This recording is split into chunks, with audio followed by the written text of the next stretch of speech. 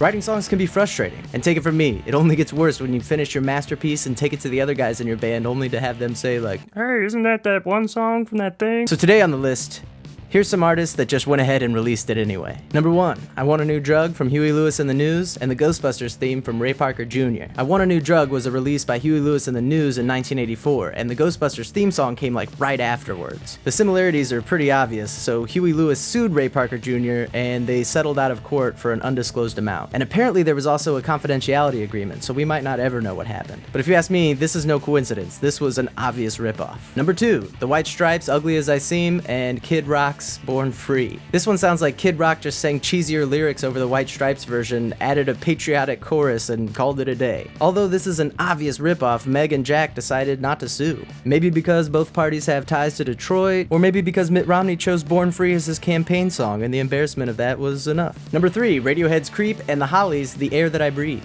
While the vocal melody is pretty different, there's no denying that Creep is heavily inspired by The Air That I Breathe. Ultimately, Tom York was successfully sued for copyright infringement by members of the Hollies. You can now see them credited on Radiohead's album Pablo Honey as co-writers of the song. And they now split all the royalties of the song, 50-50. Number 4, Ice Ice Baby by Vanilla Ice and Under Pressure by Queen and David Bowie. Ice Ice Baby directly samples Under Pressure, but in a 1990 interview, Vanilla Ice said that it wasn't a sample because he added a little note in there. Na na na na na na na na na na na na na na na. It's different. Now if that's how new music is written, then I can write new songs all day.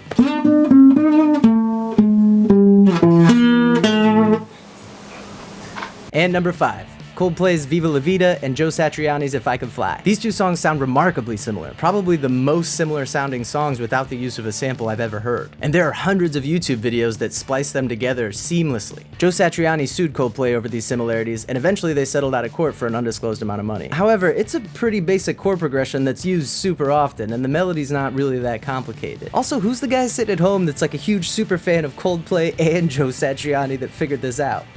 So I guess what we've learned today is the next time you write a song that sounds like another song, just add another note in there. From New York City for Indie Scene, my name's Matt Baca, and I'll see you next time.